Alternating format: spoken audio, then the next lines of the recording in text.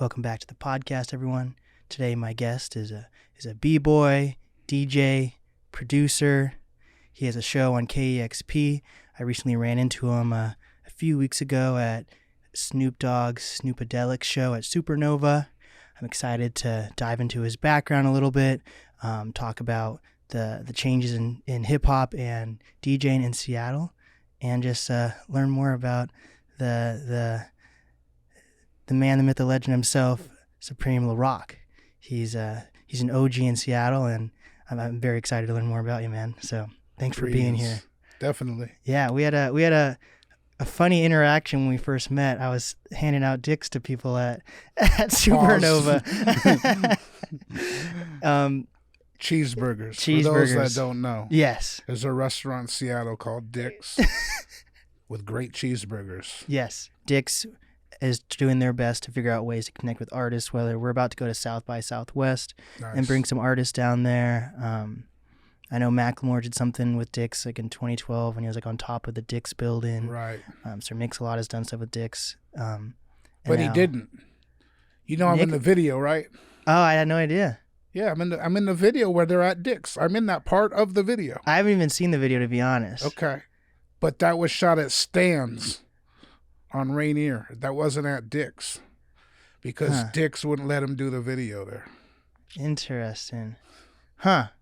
Yeah. What year was that then? Am I off? Oh, late 80s. Okay.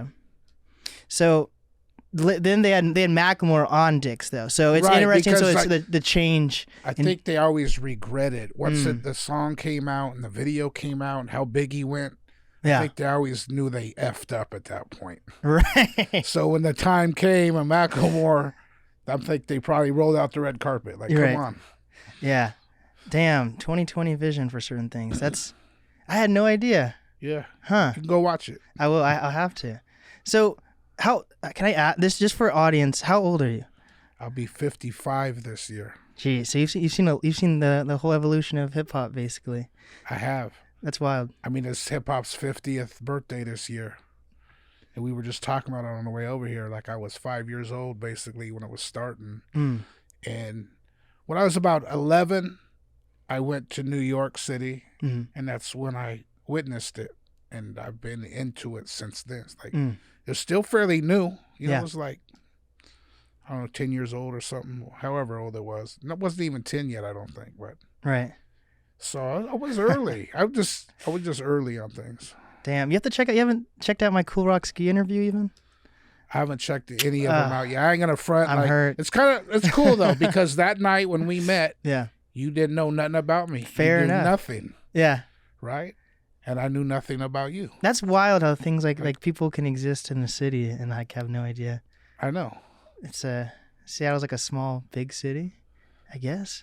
Or what do you think at this point? No, we're all connected in a way through something, through somebody or something. You know what I'm saying? But we always find out down the line. We're here now. That's all that matters. 100%. So I went to New York for the first time. May? I think in May on tour with a comedian, and that was my first experience. And it was I flew in at 5 a.m. and it was up until the next day at 5 a.m. So like 24 hours in New York, just like taking it all in. Right. So I can't imagine going at 11 years old. Was that like inspiring then even? Oh, crazy inspiring, like crazy. Yeah, I think I ain't seen nothing like that coming from out here. Yeah. And it was a lot different back then. Like that's like kind of when gang culture was coming out. I mean, it was at the end of gang culture and hip hop was coming in. Disco was fading out. It was just, but exciting. Right. Exciting, you know what I'm saying? And so, how you've been to did you live in New York? Because from the interviews I've listened to, like you were back and forth to New York. No, once I went, I started going as much as I could. Okay. I'd just go like whenever I could, at least every summer. Because I started going to like the Rocksteady anniversary and hip hop events and things like that. Hell yeah! So, how old were you when you first? So I've checked out your interviews about like you getting involved with DJing and how b-boying and that kind of like intertwined. So, but how old were you when you first like landed any type of deal? Because you've been through a few. Yeah. So I was think 22. Oh, shit. Wow. Maybe 21, 22. And then, from my understanding, at first it wasn't even about like taking it seriously to make money from DJing. You just enjoyed the art. Yeah, we were just doing what we loved. You know, we were just kids doing what we loved. And then, obviously, hip-hop, the music, started making money. And so corporations saw that and started putting out records and whatnot. We were talking the other day, like, it was never even meant to be on records from the beginning. You know, but yeah, it wasn't. We just did it because we loved it. Right. I still love it. Yeah. You know what I'm saying? Like, I wouldn't be here. Like, I still love it. And why do you still love it, though? I think because it makes me, I get the memory of when I was young. It brings me back to my youth, which is, you know, when you're growing up and your parents say, oh, this is the best time of your life. You don't believe them. Right. And then you get older and you realize, yeah, they're right. Like that is the best time of my life. Yeah. Right? Like if something brings you joy, like why wouldn't you want to be around that? Fair enough. So did you ever think there was going to be like all these different like sub genres of hip hop, and like when did you first see that? I never thought that. I never thought a lot of things. I never thought I'd be doing it still, or you know, be around. Like I figured out dabble for a few years, you know, and I just never stopped doing it. But yeah, I never had a vision of like, oh, it's gonna go down south, and then they're gonna pop off, and then the West Coast is gonna happen. Like I never. I mean, it's inevitable, you know. I thought an artist might come out of other places. I was thinking more like Chicago, Detroit, but eventually everybody gets their shine, I guess. Yeah, that's a good. But like it started in New York, correct? Yes. And is that where hip hop labels started even? Or well, yeah, because Sugar Hill and Joey Records. Okay. And it was the Robinson family. And then when you got your first deal, it was that what I'm trying to understand is was DJing the same thing as producing at the time? Like were you? No, not at all. So you wouldn't be signed as a DJ / producer, or would you? No. I was producing. Okay. Using drum machines and samplers and got it. Working in the studio. I wasn't even DJing yet. I didn't start DJing until I think it was 83. Okay. Then when did you start producing it? Well, I started producing after I started DJing. Oh, so got it. What happened was I was a b-boy. Like I started out young. I was a dancer. So I'd buy records to dance to. And I'd look up, like there was a Village Voice, and it had like the top 100 b-boy breaks to dance to. So I was like, well, I need all these. I'd go out and look for those records. So I'd buy records to dance to. Then, you know, rap music started coming out. I'd buy those records. And I always liked funk. I like Rick James and stuff like that when it was coming out. And one day, a concert came to town. It was the Treacherous Three, Kool Moe Dee's group. And I saw their DJ, and I was floored. And I was like, oh, I want to do that. Right. You know, it was something that intrigued me. I said, okay, I want to learn that. So that's around the time I started DJing. But I already had records, see? Right. I had been buying records for years. So you're ahead of the curve. Even since I was a kid. I got a record player when I was 4 for Christmas. And I was intrigued by that. And my babysitter when I was a kid used to always play records. So I'd stand there and watch the record player, watch it go around. They damaged me. My parents damaged me. Like. So wait, so how does, but if you're a DJ, that doesn't always lead into production. No, not always. Okay. I think naturally it should or does, but you're right. It doesn't always. But I think I bought like Eric B. and Rakim's first album. And I'm realizing, hey, that's James Brown, or this is that. I know this record. Yeah. I know this record, right? And I hear how they chopped it or took the little part of it and put it together. And then I started doing that. It was just like another thing I was intrigued by. I was like, I want to do that too. I still get excited about that when you find samples from a song and then like you listen to it. Like I'd say Motown's probably my favorite type of music. I get excited when I find something that somebody flipped really good, where it's almost hard to tell that's the sample. Right. Like right. they did it so well. Like did it so good. Yeah, I know Kanye's canceled right now, but he was pretty good at that shit. Yeah, he's pretty good. 100%. He's gonna get mad at me, but I think he's just slightly overrated. Yeah. Slightly. Yeah. He's great. So do you have like a favorite? Let's not take that away. He's great. Right. Who's your favorite producer then? Man, I like Paul C. Okay. He's dead, so R.I.P. Paul C. But he was early in hip hop. He knew what he was doing. He just gave the drums like this monstrous thump. You know, he knew how to engineer good, and was chopping samples early. But Paul C., Marley Marl, Large Professor, Pete Rock, DJ Premier. Yeah, Macklemore just got a song with PJ. Did you check that out yet? Yeah, he has Premier doing the cuts. Premier didn't produce it. Oh. Voodoo produced it. Oh. But Premier's just doing the chorus, the cuts. Oh. I had no idea. Okay, I have to. Is it always like? It's always it's a mixed bag for that usually though, right? When it's Premier's on. It's a mixed bag. Okay, so that's a funny thing because he goes by he has that hip hop duo with Royce da 5'9" called, is that Preem? Is that what it's called? I don't remember the name. Have you checked that out though?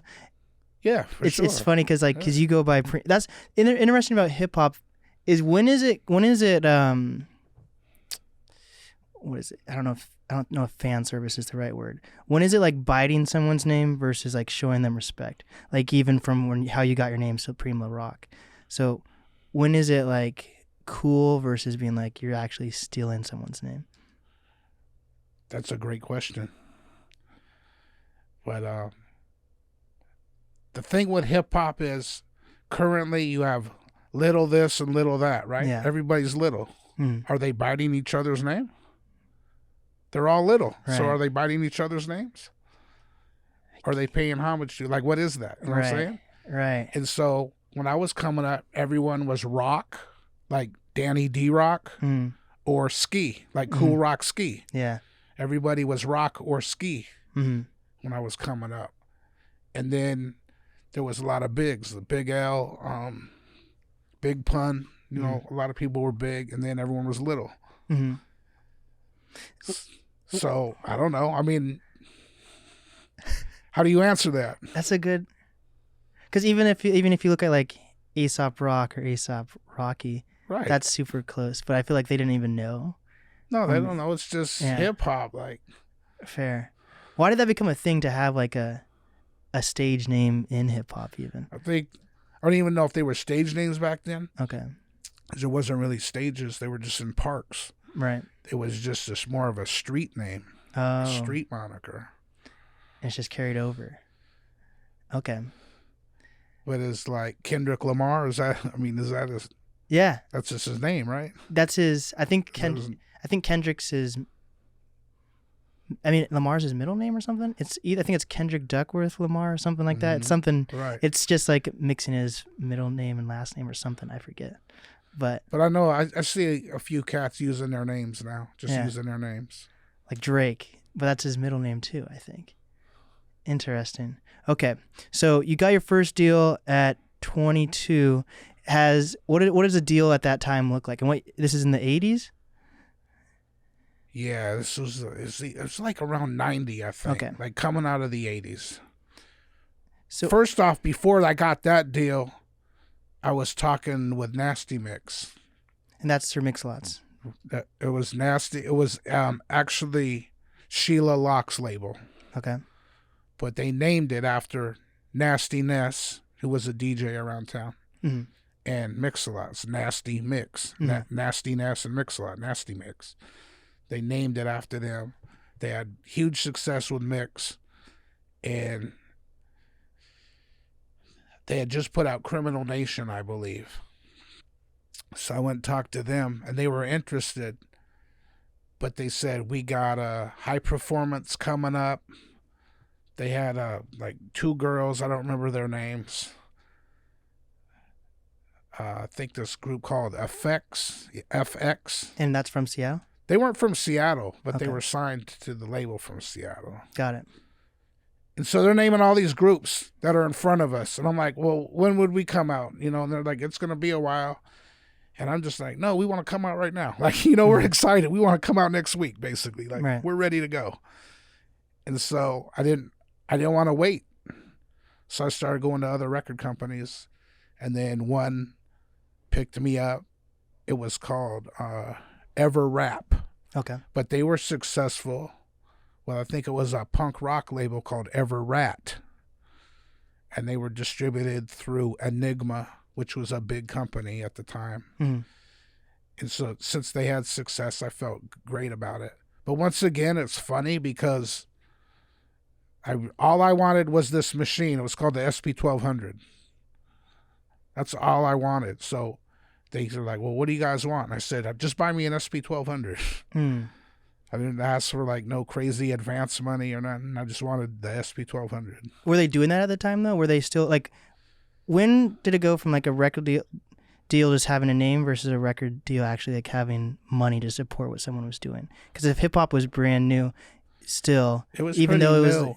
They were given advances. They were given money, but it was very little, right? Got it. They might sign a rock band, and I don't know what they were back then, maybe 50 grand, 100 grand, whatever it was. Okay. But then a rap group might get 10 grand. Right. You know, it's like a small percentage of what another band would get. So if hip-hop was still super new, were they not taking many chances on hip-hop artists, or were they taking a lot of chances? They were taking chances, but they were playing it safe. They weren't putting money really behind them. Okay. Right? Probably thinking like, kind of like winning the lotto, like let's spend $1 and let's see what happens. Got it.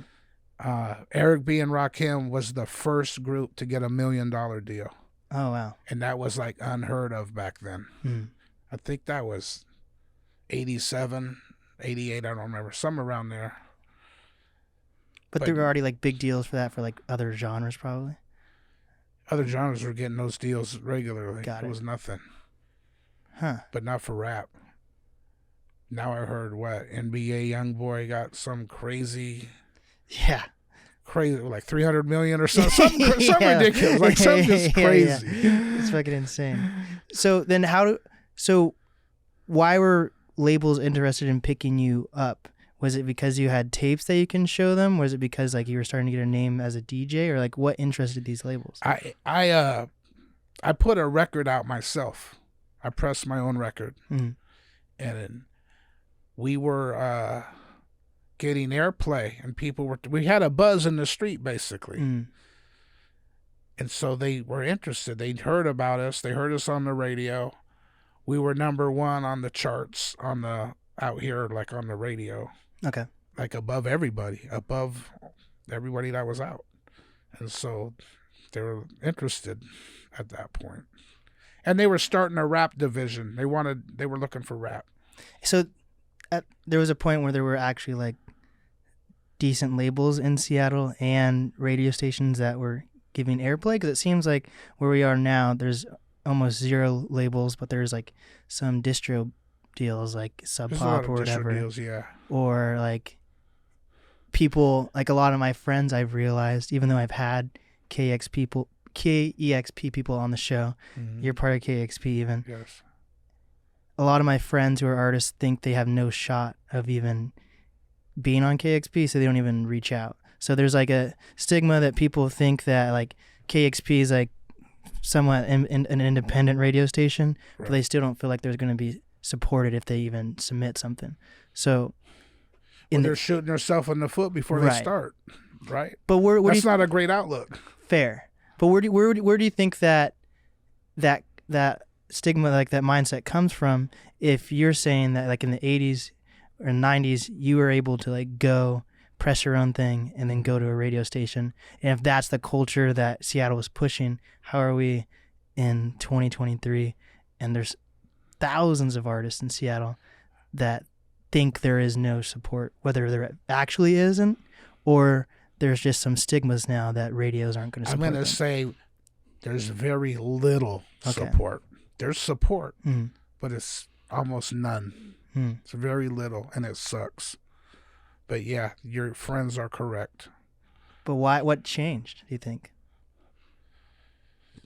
Well, I mean, it was the same back then. I was just relentless, and I'm like, here's my joint, get it on. And got it.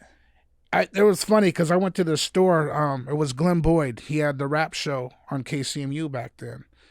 I remember he worked at a record store. I went in the store one day. He said, "Hey, man, can you stop having your friends call the station and ask for your record?" And I said, "Huh?" He said, "Yeah, they call all day. We're getting tired of it." And I said, I haven't asked one person to call up there. And he didn't believe me, but it felt so good. Yeah. It was like the best feeling in the world. Damn. That's hilarious. Yeah. And rap was fairly new, and especially from out here. So maybe that's why. They wanted to support it with something different, something new. Got it. Okay. But I agree with your friends. I'm going to agree with them. It's tough. And it's always been tough, though. It's tough, but it's tough on commercial. Okay. KEXP, to me, I don't think that would be tough at all. For them to say that, like, oh, we can't get play. Yeah. And I don't know how they're going about it. Right. Right? Right. Huh. Okay, so... And I'll say this as well. Yes. Because I tell this to artists all the time. I can't play what I don't have. Okay? People come up to me. They know I DJ. Hey, play my joint. I'll say, well, who are you? I'm blah, blah, blah. I'm a local rapper. Okay. Where's your joint at? Oh, it's on YouTube. I'm like, I don't play YouTube. Yeah. Right? I don't play YouTube. And they look at me like I'm supposed to have it. Like I should know what's up. So I'm like, you're not doing your job. Before you even came up and said, hey, play my joint, you should talk to me when you could talk to me. Hey, I'm blah, blah, blah. I got a new joint out. If you could play it, that would be dope. How can I get it to you? Right? Yeah. Then you've made a little friendship thing or whatever. You made it in a little impact, and then I'll be waiting for it, and it'll come. So can artists still be... As a DJ, do you think artists can be broken in Seattle through being played in clubs at all? Or is that kind of a no-fly zone for DJs to play local music? It's weird because I was thinking about this earlier. Even like you said, everything's changed over the years, right? Everything's so different. And I'm like, do people that come to clubs, I don't know, do you go out? Yeah, I try. Okay, so when you go out, do you want to hear everything, all your favorite songs that you know? No, I personally don't. Or do you want to hear something different thrown in or something new that you don't know? Because it's a DJ's, and to me, the school I come from, it's our job to break music, to introduce new music. Although things are different now. You have TikTok and you have all this other stuff. It's still our job, but the streets break music, right? That's why if you have a silly dance challenge to some song and it goes viral, it's a big song. Right. That's yeah, I feel... But I don't know if people go out just to hear the songs they know that they love. Yeah.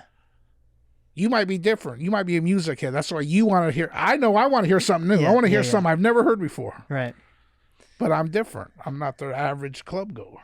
I feel like people do want to just hear the same shit.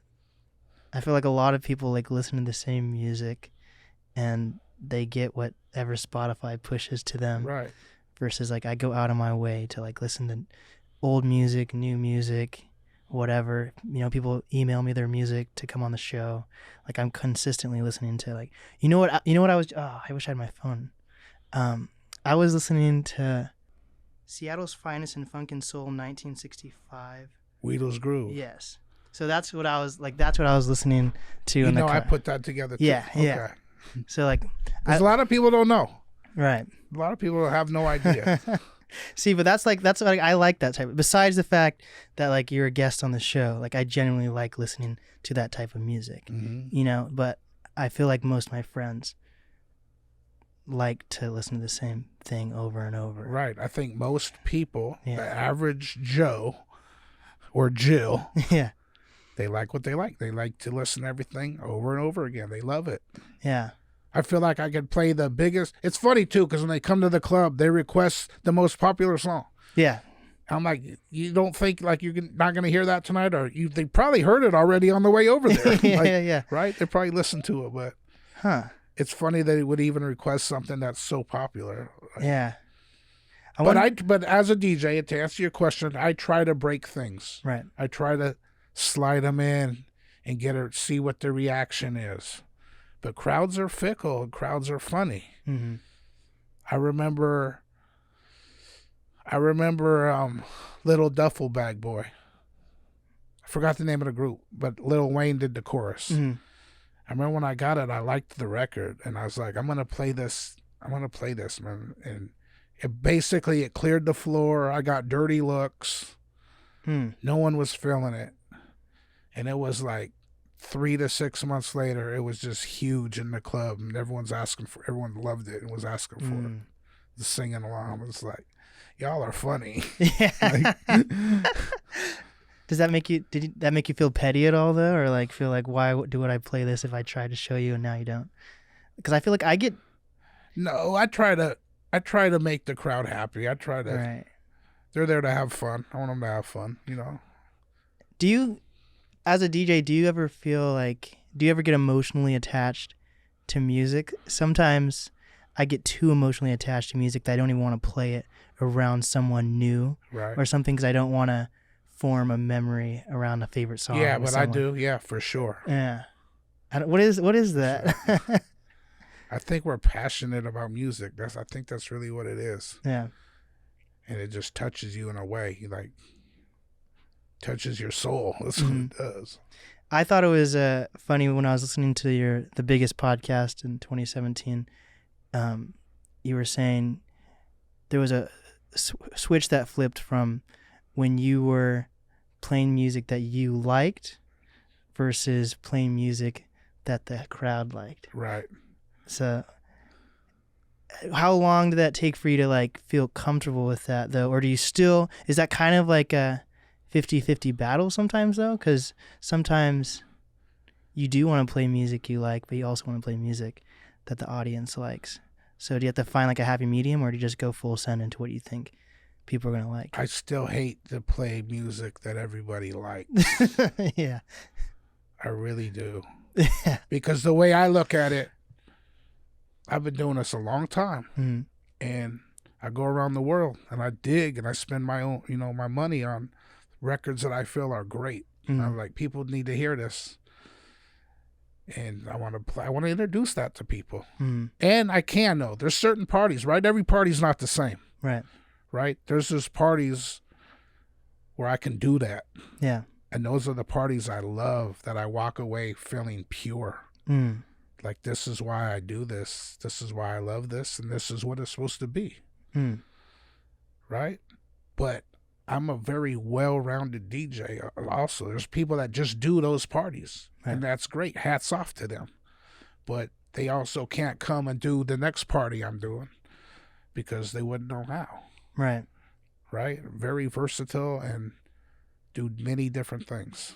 So with that, like the soul and funk thing, or a hip hop party, or a disco party. I think what that kind of bleeds into. So you're saying there's certain parties that maybe someone wouldn't succeed in, or whatever. Do you think that also kind of leads into gatekeepiness at all? Do you think there's gatekeepiness? So. Not saying you specifically, but do you think there is gatekeepiness in Seattle where certain DJs can only DJ at certain places depending on how long they've been DJing? How do you build not necessarily, but I feel there's communities and promoters that are kind of that way, right? Like the house community, right? They're real it's funny to me because if you're well-rounded like I am, they kind of look at you like, well, he doesn't play house, right? I do play house, but I don't just play house, right? So they kind of well, he's not a house guy. He's into all this other stuff. They want you to be tunnel vision on one thing. That's how I see it. Huh. I would assume if you were well-rounded in various genres, you should be making more money than other DJs, or is that? I do. Okay. So would you recommend that for DJs then, or is it also for podcasting or even music? Sometimes it's better to be niche because it's kind of safer to go that route, to focus in on one thing, or? When you focus in on one thing, you're known for that, and so that can work for you. But like you said, if you're well-rounded, you can do many things. There's more opportunities, more doors are going to open for you. Got it. It depends on what you want to do, right? If Joe Blow over here wants to only play underground hip-hop on Tuesday night, he's probably not going to get many gigs and be living in mom's basement, his whole life. Yeah. Is there what are some stereotypes in DJing? Because from my understanding, you can make a lot of money in DJing, but is there kind of like a barrier to entry for that? Or if you know what you're doing, is it pretty easy? Nah, it's so weird. There's some spots I used to do in the 90s, I made way more money than some of the spots are offering now.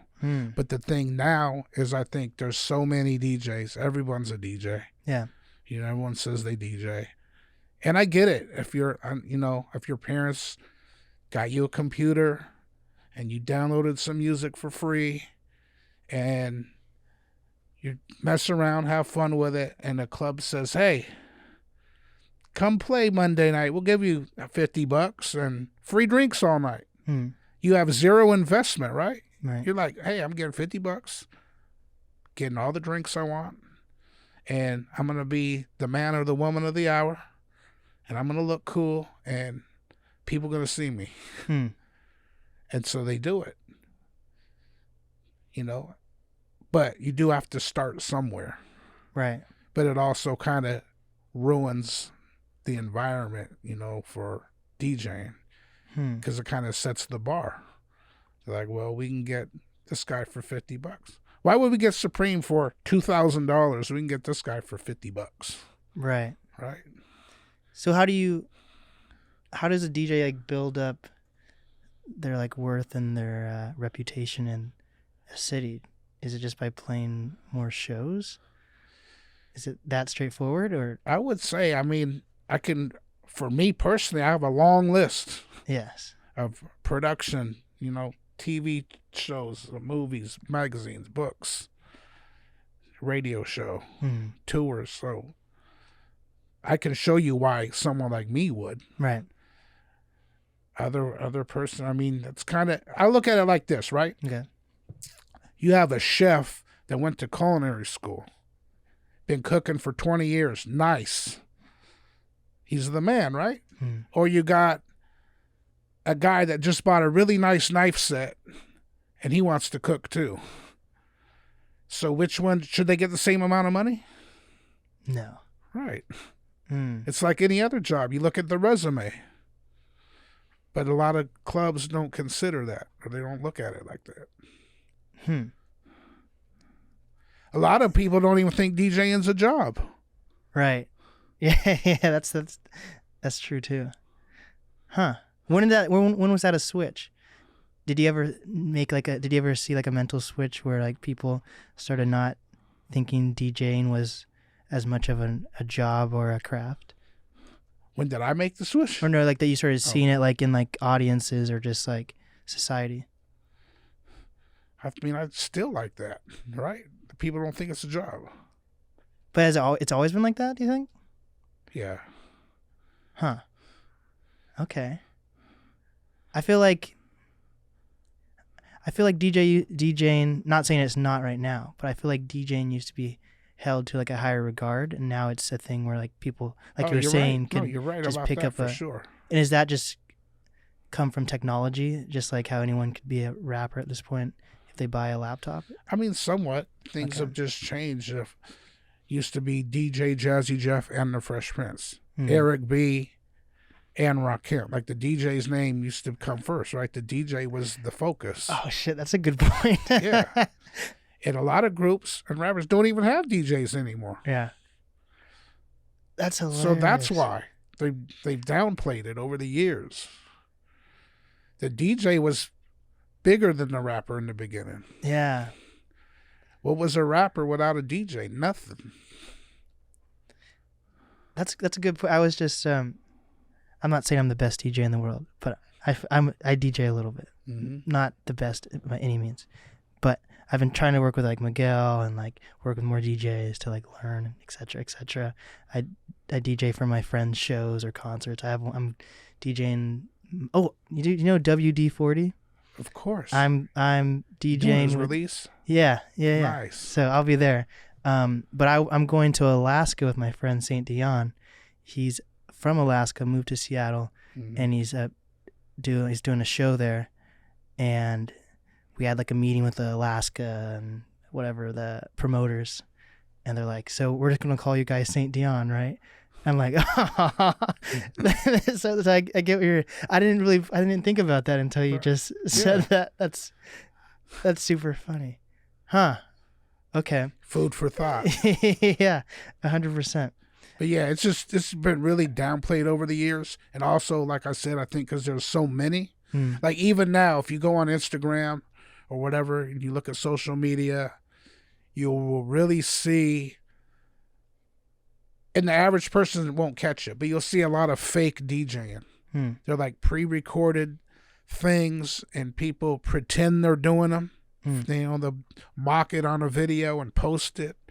Some of them aren't even hitting the buttons or doing whatever they're supposed to be doing. Their hand movements are off. The equipment's not turned on. Nothing's plugged in. It's ridiculous. Yeah.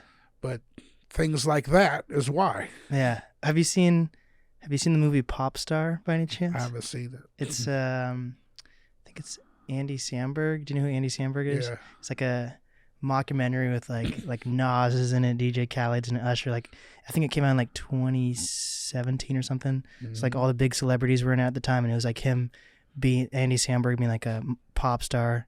It was like a mockumentary though, Right. and like they started out as like a pop group called the Style Boys, and then it turned into like Andy Samberg being the breakout star and everyone else doing their own thing. Like one of them started working on a farm. The other guy became demoted to being the DJ, but all he did was press play like on an MP3 player. So things like that. It's pretty funny. Yeah, DJing's a interesting deal. I'm still confused because like you can be called a DJ in radio, but you're not a DJ also. Right. So where does that come from? Even that, because they used to. Okay. They used to DJ. I mean, they used to play records. They didn't have any other formats. They had tapes, reel-to-reel tapes, but they all used to play records, so they were DJs. And eventually, they just are personalities. Like, how's Howard Stern called a DJ?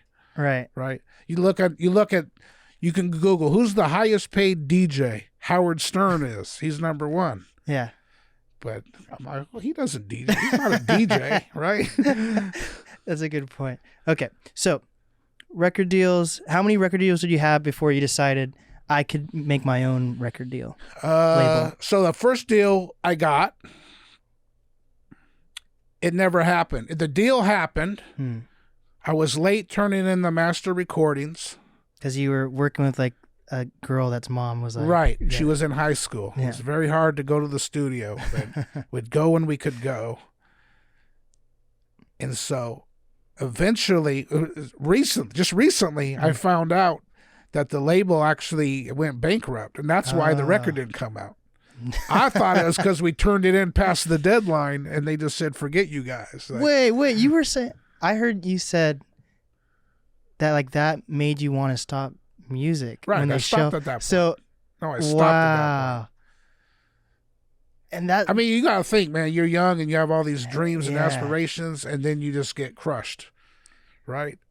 wow. You're just like, you know what? I'm done. That's a full circle moment now, though, to hear that it was because bankruptcy versus them not believing in the... Right.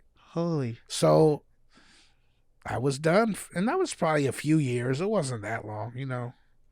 When you're younger, years seem like forever. When you're older, it's like... But I actually picked up the Main Source album, Breaking Atoms, and when I heard it, it blew my mind, and I was like, oh, I want to get back into this. Like, this is what I'm supposed to be doing. So shout out Large Professor for saving me. Hell yeah.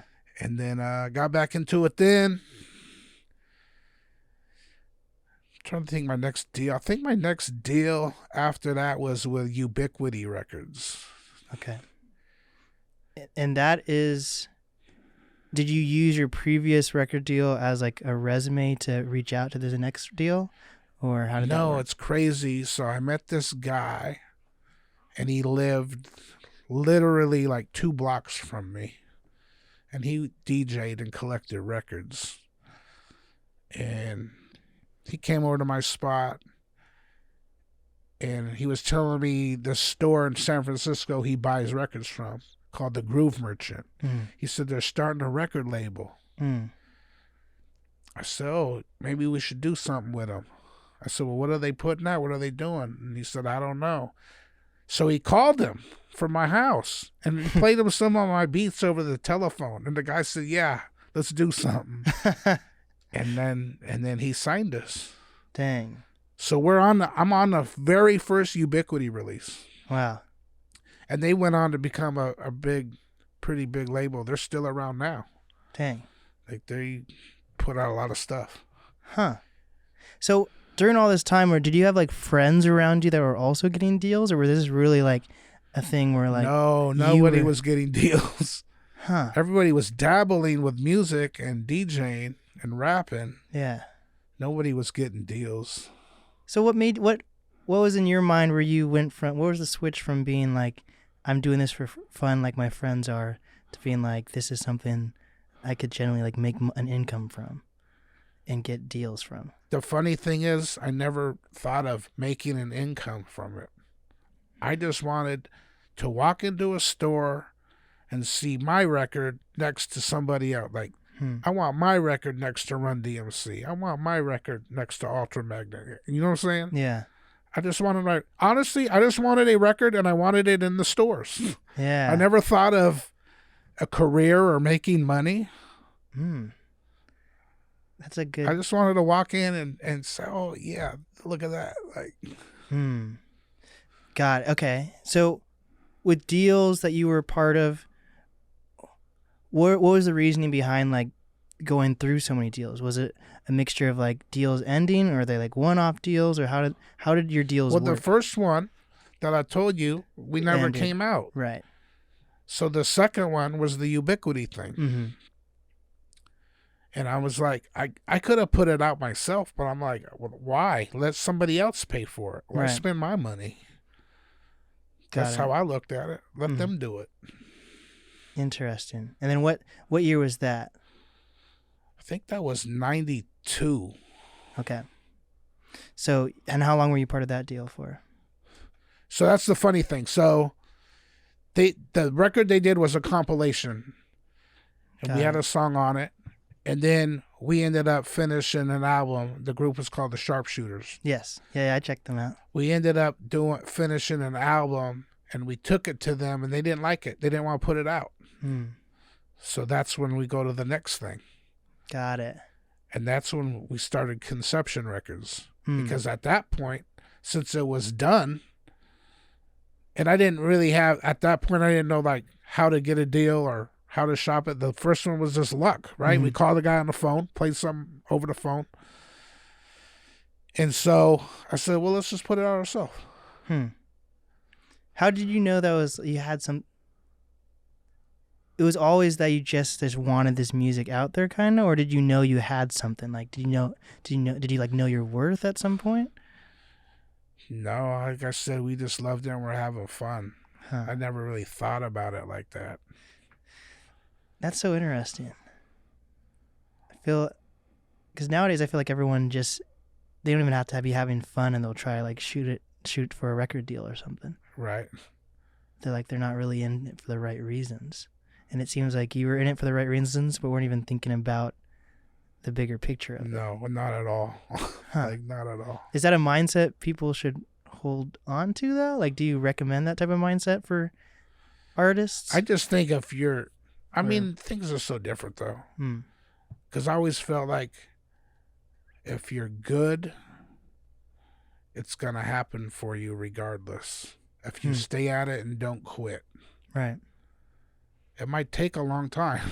Yeah. But it'll finally get there. Yeah. You know? Yeah. Yeah, I agree with that. Because sometimes, even if from like a hip hop perspective, like certain hip hop artists who have been making music for decades and maybe not have gotten a break. By the time they do get a break, they also have a catalog for people to look at. Even kind of like the Wheatles Groove thing. Mm-hmm. Like a lot of them groups got looked over. Mm-hmm. Nobody knew about them. When I put the comp out, it shined light on the groups. Some of them got back together. Some of them started working and performing again, doing shows and doing things. But it took 20, 30 years for somebody like me to come along and discover it and bring it out to people. Yeah. So it took a while, but they finally got on. They didn't have huge success, but they had some success. Yeah. It's so funny because I was looking at the album today and I realized I had liked a few songs from that album like months ago before I even knew who you were. Mm-hmm. So I was like, that's so funny. But even when I met you, because I thought it was funny, because remember my man he was like, you don't know who he is? He's like, you're from Seattle, you don't know who he is? Yeah. Man. That's so wild. Maybe there needs to be like more things to like maybe events to bring more people together. I don't know. It is what it is. It is what it is. It is what it is. I mean, but from an artist perspective, you have to think that way. Maybe from someone who's like supposed to be a platform, I feel like I have to think of it in a different light. Maybe, but you also have like a show. So you have a platform too. So maybe you should be thinking of it in that way, or no? Or maybe like you're older, you're way older than me, so you don't have to think about it. Maybe that's a mission. Yeah, I don't think about it. Yeah. I just work. Huh. As long as I can work, do what I love, and I'm making a living, taking care of my family, that's all that matters to me. Right? Right. I don't need to be a household name. And honestly, I always say, who would really want that anyway, right? Yeah. I could walk down the street and nobody says nothing to me, right? Fair enough. Like, why would you want that lifestyle? Yeah. And I look at things like, I've literally spent my whole life doing this. And, I'm good, but you see people that come and go, or people have huge success, and I'm better off than they are right now. You know what I'm saying? Yeah. Like, it's just crazy. Right. Like, life is crazy. What I would rather be at where I'm at and doing it how I'm doing it, and just have longevity and be good, than having like some huge flash in the pan, right, one hit wonder or something. So how does longevity happen though? Well, I always say don't quit. Fair. The secret is don't quit. It's hip hop and you don't stop. Yeah. That's the slogan. Do you think some people quit before they realize they've quit then? I don't know if that sounds weird to say, but... No, I do think so. Okay. For sure. Then how do you prevent that from happening? I don't know. I feel like for me, at least, what makes me keep going is like I hit milestones, whether they're milestones I'm looking for or not. Mm-hmm. But then after a while, you just do it. Like do you still hit milestones? Like what are milestones for you now? I think about things all the time, like, right? Like how I said coming up, I just wanted a record. Yeah. I just wanted to have a record in the store. I have that. Yeah. We could probably go into any record store around here and I could pull something out that I worked on or did. Damn. Right? I have that. Yeah. That was a goal. And so I got that goal. Well, what's next? I don't know. I want to perform in an arena. Okay, yeah. I've done that a few times. I've done that. I want to DJ around the world. Did that. Want a radio show. Did that. Hell yeah. Like I almost have done everything that I wanted to do. Has your hobbies changed? Like right now when people ask me what my hobbies are, I say it's literally podcasting. And then anything I do outside of podcasting relates back to podcasting. Right. So for you now, okay. Nothing's changed. Nothing. That's great to hear. Nothing, right? Yeah. I still want to go to record stores every day. Even though I walk out empty-handed most of the time. No, I still want to do it. It still gets me excited. I still want to get up and eat cereal and watch cartoons. Like, I still want to do all this stuff. Fair enough. So when was the idea or like the decision to start working in radio? Because when I met you at the Snoop Dogg show, you're briefly telling me a story that you worked in radio in the early 2000s something and then got kicked out of radio? And then... Yeah, so Ness was doing the show, and he moved. He moved to California. Right. And then they tried a few DJs out. I don't know. None of them worked out. And they offered me the show. It was the rap show, the hip-hop show.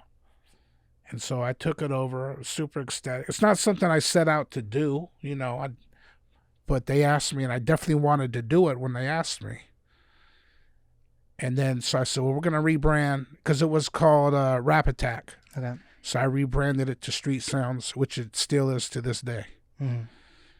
Was that a big thing to do, though? Like how? I just wanted to come in fresh. I'm like, if you're bringing me in, bringing fresh blood in, let's start fresh. Got it. Same time slot, same format, but new DJ, new name. And I don't remember how long that lasted. I think a few years. Mm. And then I was let go for some strange reasons. Dun, dun, dun. That we won't get into. But fair enough. That happened. And then I just started getting busy. Like, I didn't want to do radio. I wasn't concerned. I didn't care. I didn't want to do radio at all. Mm-hmm. I'd be guest, like I did, like Sway's show in L.A. Mm-hmm. I'd be guest on other shows, a guest DJ or a guest mix or whatever. That's sick. Over the years. Yeah. And then when I got back on KEXP. So here's the funny thing. They actually asked somebody I know to come in. They said they needed a soul and funk DJ.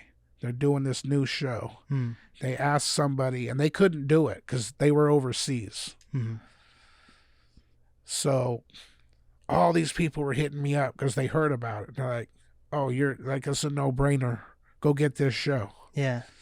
And I didn't want to do it. I didn't want to do it because I was traveling so much. I was never home. I'm always working. I don't have time to go do it. And I thought, so many people want me to do it. I'm going to do it because people want me to do it. And so I applied and I didn't get it. I applied and I didn't get it. Yeah, it was pretty funny. And then so I'm like, well, like I say, it is what it is, right? Mm. And then I think that was a year or two later, and then COVID came. Yeah. And I wasn't doing that. Nobody was doing anything, right? We were in our houses. Nobody was doing anything. Mm. And they called me, I think, a year into COVID, and they had got rid of the guy they hired the first time. Mm. I don't know what happened there.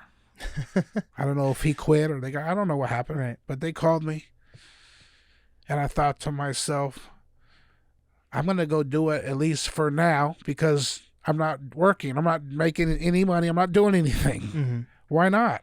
Right? Why not? Yeah. And so I went, and I absolutely love it. Hell yeah. I feel so at home there. I feel like that's really what I'm supposed to be doing. Mm. So what is that?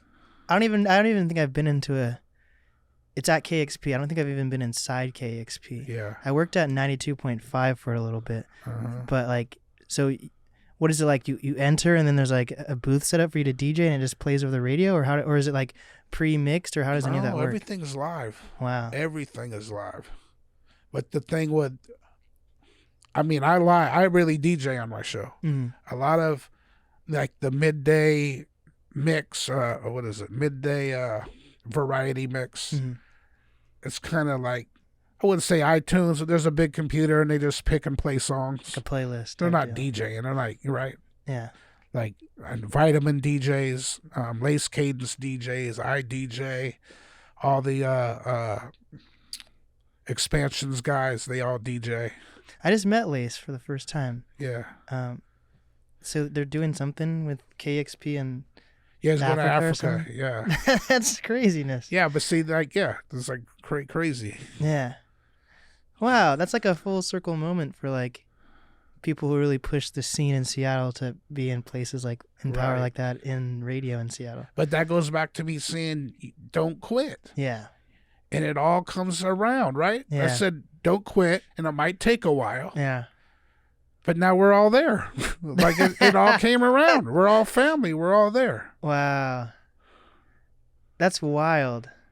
I think I usually ask people for like some final advice. I feel like that's kind of That's the advice. That's the Don't advice. quit. If you love it and that's what you want to do, don't quit. Yeah. No matter how hard it is. 100%. Right? I know you got to pay your bills, so you might have to get a job somewhere, but you can still do what you want to do. You just got to make the time and make it work. 100%. Okay. A couple more questions for you. Yeah. Do you think radio is still important in Seattle? I would say specialty shows. Yes, it is, but I would say specialty shows. Okay.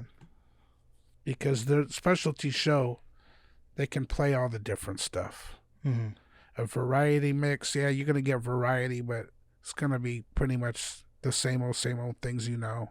They're not really dipping into this. Or even like, yeah, so I guess you could say like Street Sounds is a specialty show. Yeah. Right? So a local rapper could say, hey, hit up Vitamin, hit up Yaddy. Hey, here, I'm such and such. Here's my song. Can you get it on? Okay, yeah. One more time. Who are some artists? I mean, who are some DJs that you recommend artists reach out to? Vitamin D. Vitamin D. Yaddy. What you do, just go to the website of any station. Okay. I guess people don't even do that, yeah. See who the DJ is for what show, and then contact them directly. Let's see, here's the thing. A lot of people don't even think, like you said, don't even think they can get play. They don't even try. Yeah. And if they try, they usually say, well, who's the manager of the station? And they send them a song. Well, he don't care. You know how many songs he probably gets every day? I mean, all of us. Yeah. All the DJs. But he's just going to toss it. Like, you know what I'm saying? At least the DJ on the show might like, oh, it's local? Let me see. Oh, it's pretty good, or let me play it. What I used to do the first time I was on, I did this thing called Bump It or Dump It. And I'd play someone's demo, you know, like a local singer. Have the audience decide, you guys like this or not. Right. That's a good idea. Yeah. Huh. See, like I'm trying to figure out a way. I don't think I've fallen into a box because I interview so many different types of people. Like today even, I was at Safeway and I just had I think it was the second time I've ever had a chef on the show, like a week ago. I saw that. So I saw the clip. Yeah, like I said, I haven't heard a full show yet, but I went through your clips. Okay, those are the best things. I was like, this is dope. I was like, he has everybody on here. Yeah. But that's good. That means you're open-minded. You don't have that tunnel vision. 100%. You're not focused on just one single thing. But like, I was in Safeway today, and I was entering, and some guy was walking out, and he's like, "Nast, is that you?" I was like, "Huh? Is this like an artist I met or something?" Because like, it's not an issue, but I feel like a lot of my audiences are other artists, whether it's in Seattle or outside of Seattle, because I interview people outside of the country even, and it was just someone who had checked out the Chachi interview and they're just like a normal person. I was like, that's awesome. So I want to find a way to connect more with just like everyday people. And I feel like that just takes time, I guess. I don't know. Because I've done a really good job of like building community, and I can go into like whatever music scene in Seattle and someone's like, oh my gosh, it's NAST. Right. And that's a great feeling. But when you can really reach people outside, because one of my friends was saying that they're like, all my friends are saying I'm up next, and then I don't have enough plays or anything. I'm like, dude, when you're saying all your friends are artists. You need to find a way to actually connect with everyday people. With an audience. Yeah. So I think everyone struggles with that to a certain extent. That's the hardest part. Yeah. You know the easiest part? Making the music. Yeah. You know the hardest part? Selling it. Yeah. So you need an audience to do that. See, the hardest part is building your audience. Mm-hmm. What makes you, like you said, what makes the average person come back and check for you? Right. If they hear your song once, what makes them come back and listen again and again and again? Mm-hmm. Right? 100%. You have to find that and see what that is. And persistence. I like that you said that you're persistent. I sometimes feel like I'm persistent to a fault, but it's gotten me into a lot of doors. So I'm happy. I feel that way myself. Yeah. And I say a lot of people, they see my gram or something and they think I'm like ultra successful. And I'm just like, if they only knew the 1,000 doors that were shut in my face for the one that I got to walk through. You know what I'm saying? Yeah, 100%. Like they don't even know the struggle. They just see the glory. Yes. Yeah, I definitely get a ton of no's every week, and I just feel like it's... But at this point, my mindset is, if someone says no, it's their loss, not mine. It is, though. That's really how I feel, though. And I'm serious about that. 100%. And I always say this, that's okay, because I'll go to the next place. Yeah. Right? Yeah. As a DJ, if this club doesn't want me, guess what? They're not the only club on earth. Right. Right? Yeah. And see, that's what I feel I'm like. I'm going to go to the ones that want me. A lot of people feel like, I feel like a lot of up-and-coming artists feel like if one person says no, then no one wants them. They just get like, it does something to them. Dims their light. Yeah. But just stay focused, persistent, and don't quit. That's what you're saying. Hell yeah. Well, what is the easiest way for people to reach you, and where can they listen to you? At Supreme La Rock across the board on all socials. Google is your friend. Yes.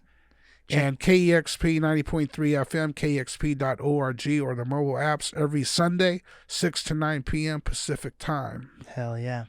And check out his previous groups. He has some pretty cool groups. So how many? There's like Con Men, there's Buddha Bros, and there's Sharpshooters. Is there any other ones? Yeah, Con Men was me and Jake one. We started out, like producing, DJing together. And then Sharpshooters, me and Sure Shot. He moved out of town. He's not even around here any longer. Butter Brothers, me and Scheme Richards from Philly. And then a ton of production and remix work. We were talking about like Jace and all the local dudes. Hell yeah. Well, thanks for coming on the show, man. Thank I really you. appreciate it. I made it. Hell yeah. This has been the NAST podcast with Supreme La Rock. And we did it.